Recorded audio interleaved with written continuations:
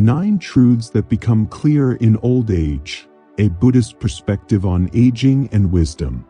A life seen from the end, the illusions we carry. Imagine standing at the twilight of your life, the sun setting gently behind you, casting long shadows on the path you've walked. Would you smile, heart full, knowing you truly lived? Or would there be a silence, one heavy with regrets of things unsaid, moments missed, and dreams postponed for another time that never came? Most of us spend our youth sprinting toward a finish line that keeps moving. Titles, wealth, admiration. We chase them as if they hold the secret to happiness. But one day, when the noise fades and the calendar no longer dictates our worth, we begin to see with different eyes. The promotion you lost sleep over? Forgotten. The car, the house, the applause? Faded. And what remains? The warmth of someone's hand in yours. The quiet peace of early morning sunlight. The echo of a laugh shared with someone who truly saw you. Buddhism calls this waking up. Not at the end, but in the middle of life. To see through illusion. To choose presence over performance. To live before it's too late. In this reflection, we will walk together through 9 truths. Lessons whispered by time, illuminated by Buddhist wisdom, and grounded in real stories. They are not meant to sadden you, but to awaken you. Because the greatest tragedy is not growing old. It's looking back and realizing you were never fully alive. So stay with me until the end. Not just of this video, but of this illusion we call a successful life. Because clarity, freedom, and peace may be closer than you think. 1. The illusion of status, when titles become empty echoes. For most of our lives, we are taught, subtly, persistently, that our worth is something we must earn. Through job titles, through achievements, through the admiration of others. We climb, we hustle, we sacrifice. Not because we truly love the summit, but because we're afraid of what it means to remain unseen. But here's the truth, the higher you climb, the lonelier it gets. And one day, when the applause stops and the title fades from your email signature, you may find yourself asking a terrifying question. Who am I when I'm no longer somebody in the eyes of the world? Robert once asked himself that. For 35 years, he was the man, CEO of a Fortune 500 company. He led with confidence, his name whispered in boardrooms like a brand of power. Every decision he made shaped industries.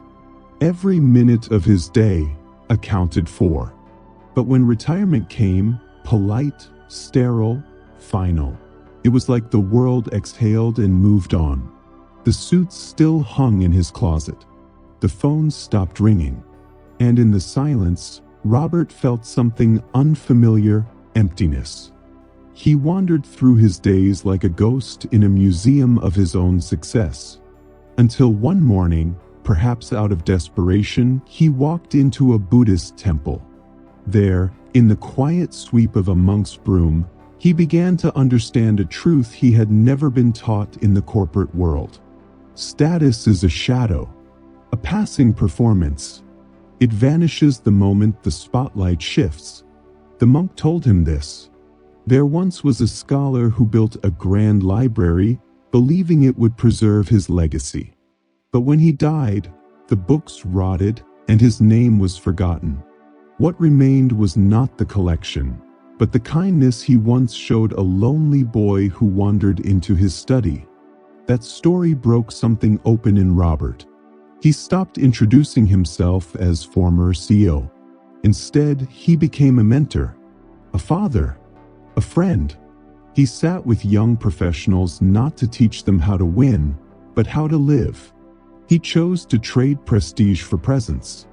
Buddhism teaches that attachment to impermanent things, like status, is a source of suffering. We chase titles as if they can protect us from insignificance.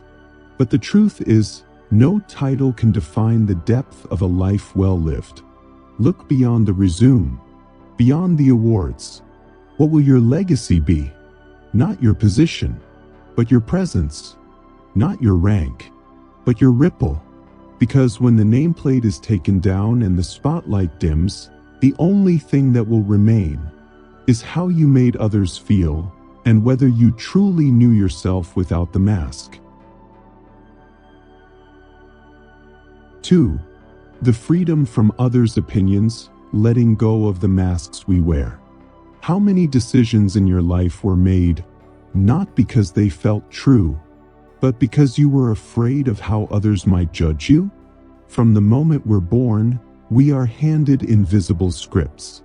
Be a good child, impress your parents, don't disappoint your teachers.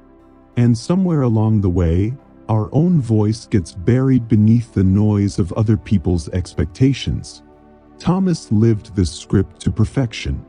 As a boy, he earned straight A's, not out of love for learning, but because it made his father smile. As a man, he pursued law, not because justice called him, but because society respected it. Even his wardrobe, his friendships, his daily routines, all meticulously curated to project an image. Successful, respectable, worthy. But inside, something never quite fit. A quiet discomfort, a small, nagging voice that whispered, "This isn't really you." Then came his high school reunion. He arrived polished, rehearsed, ready to impress. But something unexpected happened. No one seemed to care. Some didn't remember him. Others were too consumed by their own lives, aches, regrets, joys. No one asked about his career. No one praised his image. On the drive home, the illusion shattered. He had spent a lifetime performing for an audience that was never really watching. Buddhism teaches the concept of anatta, no fixed self. We are not the labels others give us. We are not even the labels we give ourselves. The more we cling to identities that aren't ours, the further we drift from freedom. Thomas did something few have the courage to do. He let go. He resigned from the committees he never enjoyed, sold the house that echoed with emptiness, and moved to a quiet coastal town where no one knew his resume. There, he picked up woodworking, a childhood joy once buried under serious aspirations. He carved in silence, not for fame, not for profit, but for the sheer, honest pleasure of creation. One day, a traveler passed through town and marveled at his work. "Are you a famous sculptor?" she asked. Thomas smiled gently. "I used to be a lawyer, but that was someone else's dream. This is who I truly am. That is freedom, not rebellion, not isolation, but the quiet courage to live life on your terms, without apology." Imagine an elderly woman with paint on her fingers, humming softly, lost in the joy of her art. She is not wondering whether the world approves. She is simply alive. What would your life look like if you no longer feared judgment? If you no longer sought permission to be yourself? Because in the end, the world's opinions are passing winds. But your soul? That is the one voice worth listening to. 3. The pointlessness of holding grudges when anger becomes a prison of our own making. There is a strange comfort in resentment. It makes us feel strong, righteous, even, as if clinging to the pain proves we were right, that what happened mattered. But here's the cost. Every moment spent feeding a grudge is a moment stolen from peace. And no amount of bitterness can ever undo the hurt. George knew that cost. He was a respected school principal, a man admired by colleagues and loved by his students. But behind his gentle smile, he carried a quiet heaviness. a betrayal from a close friend decades ago, so deep it split the roots of trust. He told no one. He replayed it over and over like an old film stuck on repeat. Even in moments of joy, weddings, birthdays, retirements, the bitterness followed like a shadow. Until one afternoon, sitting on the porch, he heard his grandson shout at a friend during a game, "I'll never forgive you." 3 words, familiar. And suddenly George saw himself, his own clenched heart, reflected in the angry eyes of a child. That night he told his grandson a story. A man spent his life carrying a sack of stones. Each stone a hurt, a slight, an injustice. He believed holding on gave him strength. But with time, the sack grew heavy, his back bent, and his joy disappeared. And only at the end did he see. He could have set it down at any moment. The boy asked, wide-eyed, "What happened to the man?" George answered softly, "He realized it too late. But we don't have to." That same night, George did something unimaginable. He picked up the phone. The voice that answered was older now, tentative, familiar, human. And with a few trembling words, he forgave. It didn't excuse the past, but it released him from it. The weight lifted. He could finally breathe. Buddhism teaches that clinging to anger is like grasping a burning coal with the intent to throw it. But in the end, you are the one who gets burned. Forgiveness, then, is not a gift to the other. It is an act of mercy toward yourself. It says, "I deserve peace more than I deserve to be right." Picture this. An elderly woman stands at the ocean's edge. She writes a message in the sand, angry words, painful memories, and watches as the tide gently washes them away. That is the power of letting go. That is the liberation of forgiveness. You don't need to carry that weight one step longer. You can put it down now and begin again. For the emptiness of material possessions, when having it all means having nothing that matters. We spend years chasing more square footage, more luxury, more proof to the world and to ourselves that we are enough. And every time we reach the next milestone, we whisper, "Just one more thing, then I'll be happy." But things, no matter how polished or expensive, cannot hold you when you're lonely. They cannot laugh with you. They cannot love you back. They only reflect your desires, never fulfill them. Henry learned that the hard way. As a boy who grew up with little, he made a silent vow. "I will never feel poor again." And he kept it. He worked long hours, made smart deals, climbed fast. By 50, he had it all. A mansion that echoed, a garage full of silent machines, a bank account heavy with zeros. But something was missing. Boys. Then one afternoon, Henry visited Samuel, an old friend, a retired schoolteacher with a small, weathered house and hands calloused from garden work. They sat together drinking tea, and Henry's eyes fell on an old, faded armchair in the corner. "That chair," Samuel chuckled, "has seen more love than all your Lamborghinis combined. My grandkids curl up in it for stories.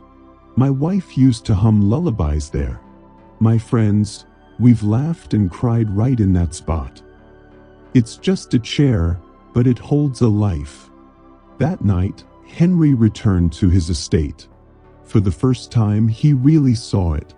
The pristine walls, the perfect decor, but not a single photo out of place. Not a single voice echoing down the hall. It was a monument to his ambition, but it wasn't a home. In the months that followed, he let go. Sold the mansion, gave away more than he kept, used his wealth not to impress, but to impact, funding scholarships, building community gardens, helping single parents. And in giving, he felt something he never bought: joy. Buddhism reminds us, everything is impermanent. What is shiny today will fade tomorrow. What brings pride today may bring dust tomorrow. Real richness isn't in what we own. It's in what we share. It's in the presence of people who love us for who we are. When there's no title, no brand, no filter. Imagine this. A small kitchen, cluttered. An elderly woman stirs soup while grandchildren giggle at her feet. She wears no diamonds. Her pots are old, but she is surrounded by warmth, by memory, by a wealth no vault can hold. That is the only kind of abundance that endures. So ask yourself, are you filling your home, or are you filling your heart?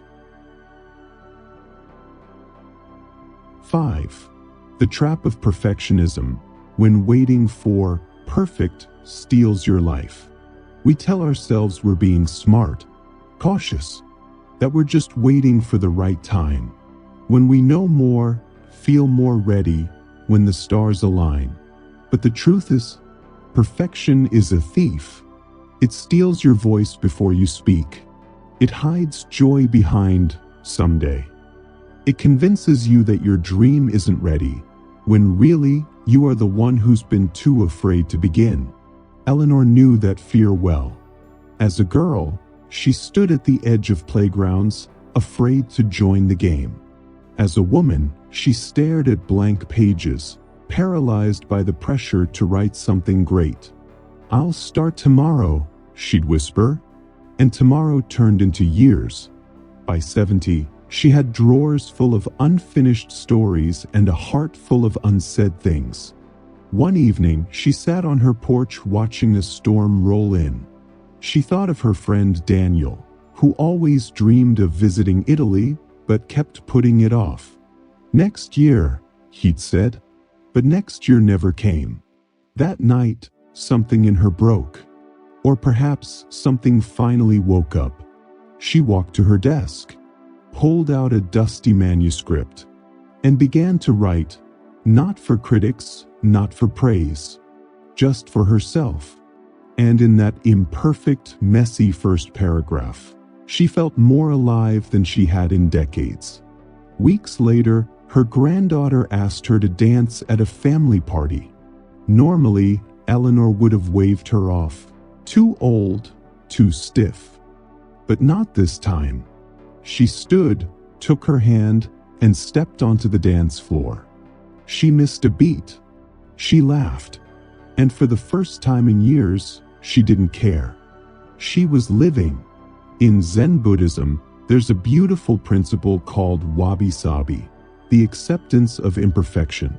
A cracked teacup, a lopsided bowl, a tremble in an aging voice.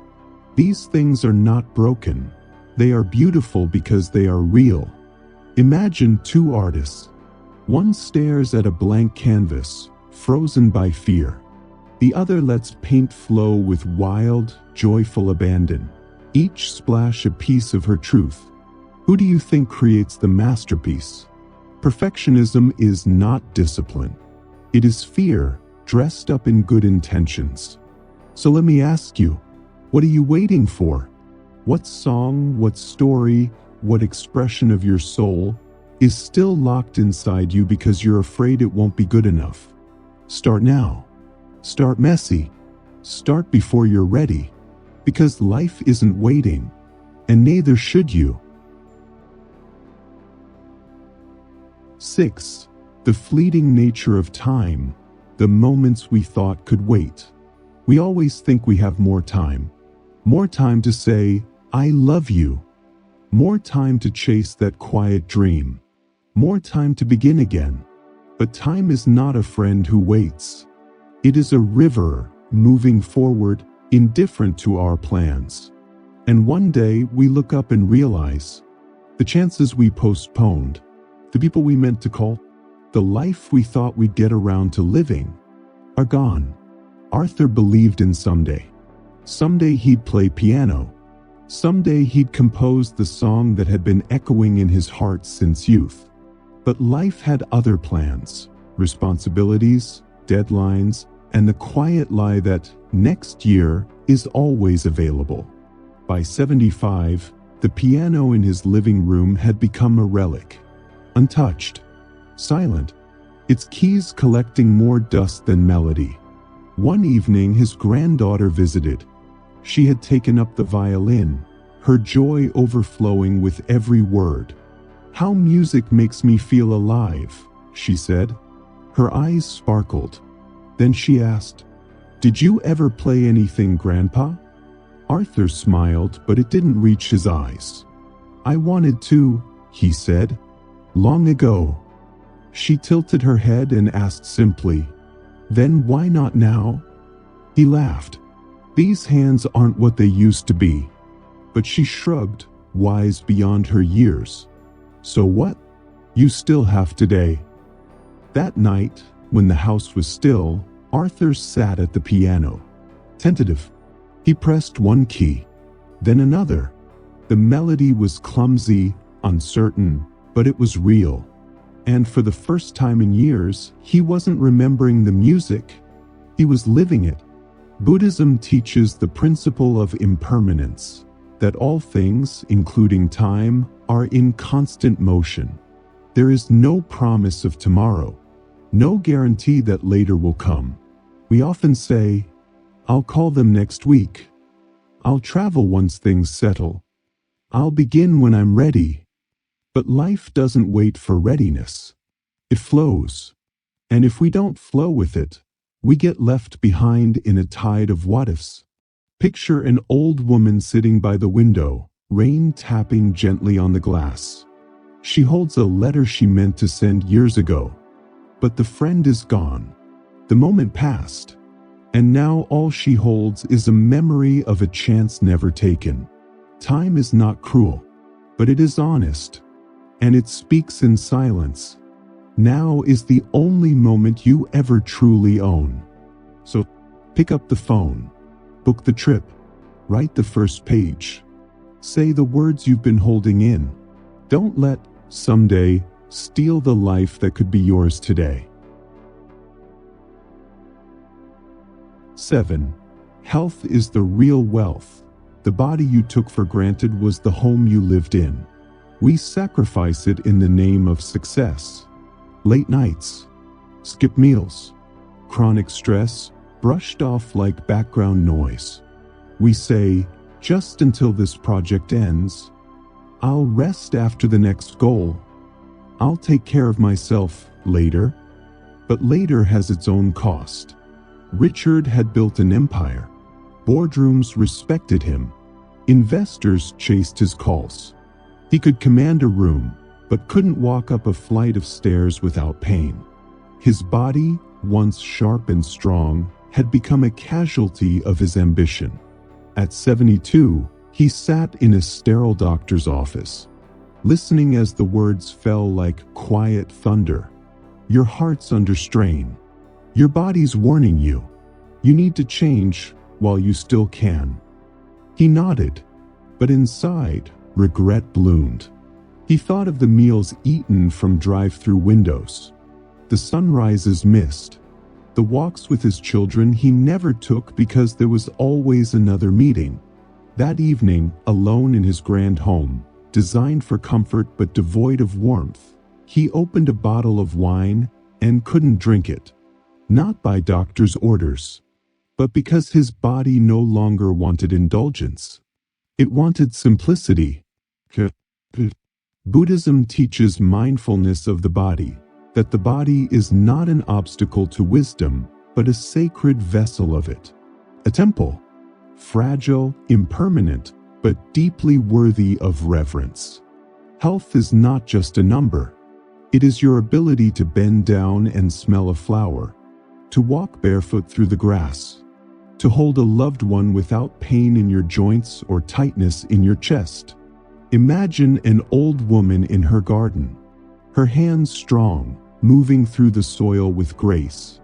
She never made millions, but she walked every day, ate real food, rested without guilt. Now, at 80, she moves with ease, not because of luck, but because of care. She is rich, not in currency, but in vitality. The irony is this: we spend decades building wealth, only to use it later to buy back the health we neglected. And sometimes, it's already too late. So if you're reading this in a body that can still move, breathe, stretch, and smile, honor it, fuel it, rest it, listen to it, because you only get one. And once it begins to fade, there are no replacements, just memories of what it once allowed you to do. True wealth is not in your portfolio, it's in your pulse. Protect it while you still can. 8. Relationships matter more than achievements. The people we took for granted were the real measure of our lives. We chase, we build, we achieve, and somewhere along the way we convince ourselves, once I've made it, I'll slow down. I'll come back to them. But time doesn't wait for late apologies. And love, no matter how deep, can wither in absence. John was a man the world admired, ruthless in business, disciplined, respected. He had the corner office, the financial freedom, the applause. But when he came home each night, he found his wife reading alone, dinner long cold, children already in bed, messages unread. Friends stopped calling, assumed he was too busy, and they were right. There will be time, he told himself. I'll reconnect after the next big deal. And then one day the call came. His best friend, the one he always meant to grab coffee with, had passed away suddenly. No goodbye, no chance to catch up, just gone. John sat in silence that night, scrolling through old texts, messages he never replied to, invites he always postponed, moments he thought would come again. Across the room, his wife looked up and smiled, soft, tired, still kind. He hadn't truly seen her in years. He reached for her hand. "I'm sorry," he whispered, and something shifted. He left the office earlier, took long walks with her, called his children, not to check in, but just to listen, laughed over coffee with old friends. He learned, perhaps not too late, that achievement fades, but presence remains. Buddhism reminds us of the truth we avoid. Everything is impermanent. People leave, not always because they want to, sometimes because life simply ends. And when they're gone, it's not the meetings we'll remember, but the meals we missed, the stories we never heard, the hands we didn't hold. Picture an old woman at a dinner table, an empty chair where her husband once sat. So many things left unsaid, not out of neglect, but because she believed there'd be more time. Let this be your awakening, not your regret. The real measure of a life isn't in accolades. It's in laughter shared across a table, in quiet hugs on hard days, in love freely given while it's still here to give. Success will fill your calendar, but only love can fill your soul. Don't wait. Say it now. Show up now. Because the people in your life are not guaranteed. They are sacred. They're now. 9. True happiness comes from within. The joy you've been searching for was always with you. We spend a lifetime looking outward, chasing the next success, the perfect home, the love that finally completes us. And when that fails, we search for the next thing and the next. But happiness, real and lasting, is never a destination. It is a presence, one that's been quietly waiting within you all along. Margaret had everything. On paper, her life was flawless. Ivy League education, a career that sparkled, vacations in Bali, closets filled with silk and gold. She smiled in every photo, but at night, lying awake, she often felt hollow. She couldn't understand it. She had everything she ever wanted, So why did it all feel so empty? On a trip to Japan, Margaret visited a small Buddhist monastery. No marble floors, no ornate statues, just monks living simply, smiling deeply. She watched them sweep, laugh, sit in silence, and radiate a peace she couldn't name. One morning, she asked an elder monk, "What's your secret? You have so little, yet you seem so full." He handed her a cup of tea and said, "Drink." She did. Earthy. Simple. "Did you enjoy it?" he asked. "Yes," she replied, a little confused. The monk nodded. "And yet it was only tea. You've been searching for joy in grand things, when it has always lived in moments this small." That moment struck her like lightning. She had been chasing happiness like it was a trophy, when in truth it was a sunrise, a breeze, the smell of rain, the sound of her own breath. Buddhism teaches that happiness is not acquired, it is uncovered. It lives in the quiet, in presence, in noticing. Imagine an old man on a park bench, feeding pigeons. He has no wealth, no fame, but he smiles, not because of what he has, but because he's here, because the sky is blue, because the world in this fleeting moment is enough. You don't need to become someone else to be happy. You don't need more. You just need to come home to yourself. So today, pause. Notice. Feel the warmth of your coffee. Listen to the wind. Call someone and really listen. Watch the light dance on your wall. Because happiness is not hidden in the future. It's waiting in now. The gift of wisdom. It's not too late to truly live.